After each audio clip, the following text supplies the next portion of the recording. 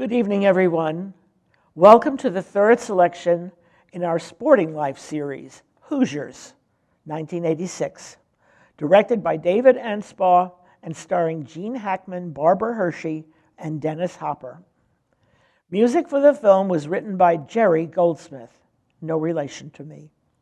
The screenplay was written by Angelo Pizzo and is loosely based on the story of Milan High School's team, which impossibly won the Indiana State High School Basketball Championship in 1954.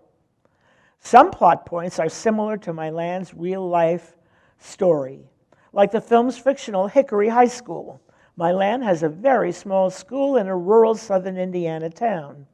Both schools had undersized teams, and both won the state title by 2 points. The last seconds of the Hoosier State Final are pretty close to Milan's 1954 final.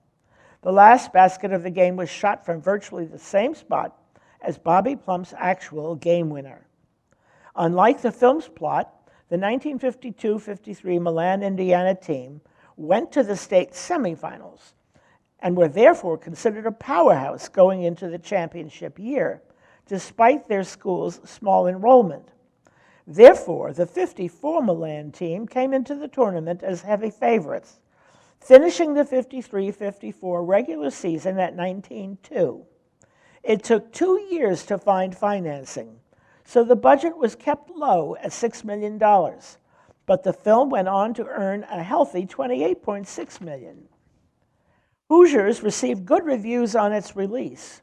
Roger Ebert wrote in the Chicago Sun-Times that what makes Hoosier is not its story, but its details and its characters.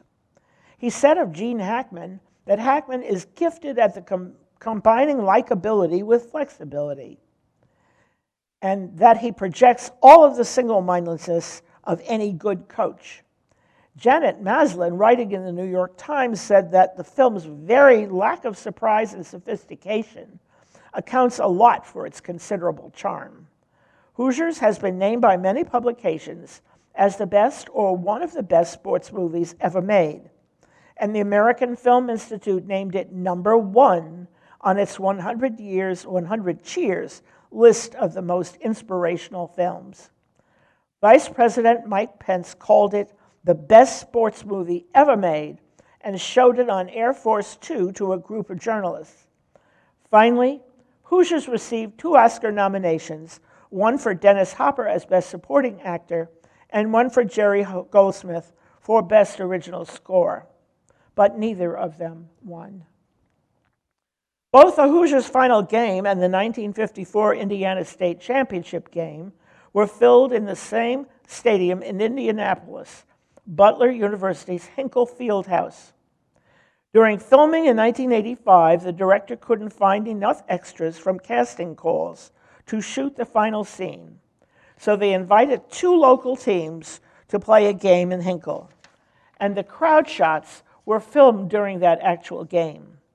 Fans of both schools came out in period dress to serve as extras, supplementing the hundreds of locals who answered the call.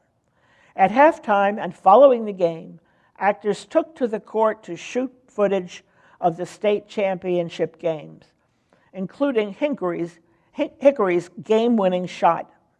The producers chose New Richmond, Indiana, population 400, to serve as the fictional town of Hickory, filming most of the exterior scenes there, and most of the cast who played Hickory basketball were hired from that area. Signs on the roads into New Richmond still recall the town's role in Hoosiers. The old school house in Nineveh, Indiana, was used for the majority of classroom scenes. The home court of Hickory is located in Knightstown and is now known as the Hoosiers Gym. The Cedar Knob Gym was the gym of St. Neary Catholic School in downtown Indianapolis. The film's sectional game was shot in a gym in Burnersville, Indiana. The small white church seen in the opening credits was built in 1889 between Pittsboro and Lebanon, Indiana, in rural Boone County, and can still be seen there.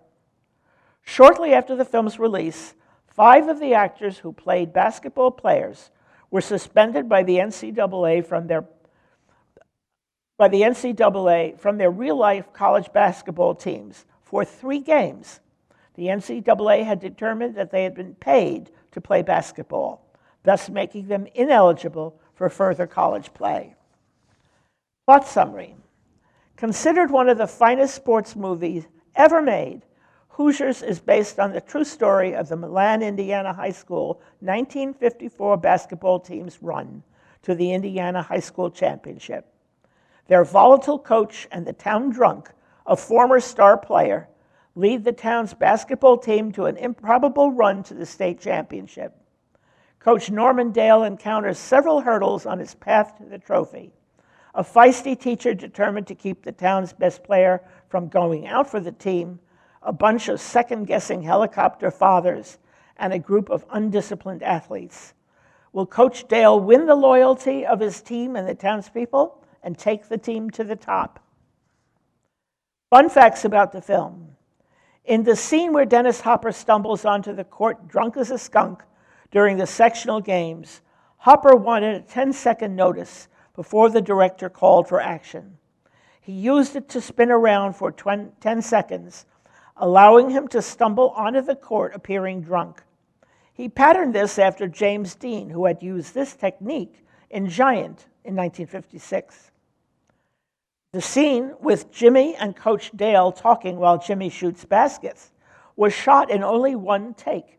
The actor was concentrating on getting shots, actually made his first attempt, and then they just kept going.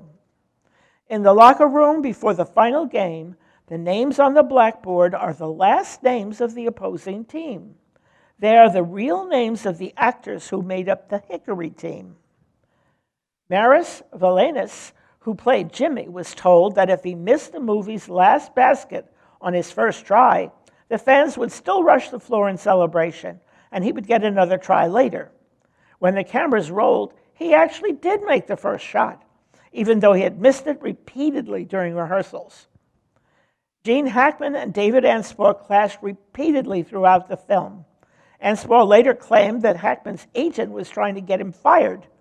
The screenwriter, Anthony Pizzo, described Hackman as always in a foul mood and as a black cloud. When Hopper arrived on the set, he calmed Hackman down. The actor playing Ollie once left the set to watch his team play. He was a senior on his team when he was cast and was very homesick, so he decided to go to watch the team play.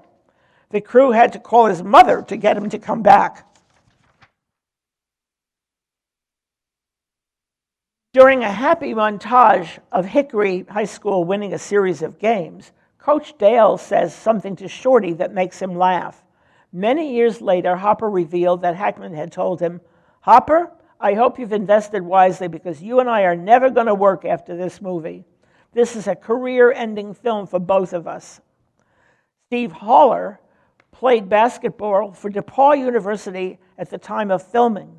When the movie was released, the NCAA wanted to fine him for playing basketball for money. They eventually ruled that he'd been hired as an actor, not as a player. But they still gave him a 3-game suspension and told him to return 50% of his pay. The announcer at the final game is Hilliard Gates, who was the real-life announcer at the Indiana State final game. Dennis Hopper wasn't sure he wanted to play Shorty because he had just achieved sobriety in his own right. Jerry Goldsmith's score was performed by the Hungarian State Orchestra in Budapest. This upset the members of the Los Angeles Local 47 of the American Federation of Musicians because he'd chosen a foreign orchestra to save money. David Niedorf was the only professional actor among the boys. The others were all Indiana ball players.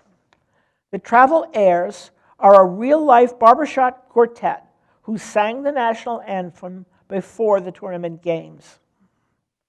Things to look for. The Little White Church under the opening credits.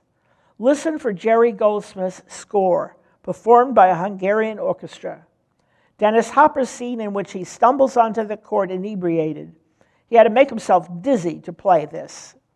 The scene in which Dale is seen talking to Jimmy as he shoots baskets, miraculously sinking a shot with only 1 take. deliriously happy montage of Hickory winning a bunch of games. Listen for the announcer who calls the final game, Hilliard Gates, the real-life announcer who called the Indiana tournament games. The travel airs a bona fide barbershop quartet singing the Star-Spangled Banner. Now it's time to view Hoosiers. On this weekend, during the March Madness, if you bleed Carolina blue or Duke blue, enjoy the film, sit back, settle down. Please remember, it may take a few minutes for the film to roll.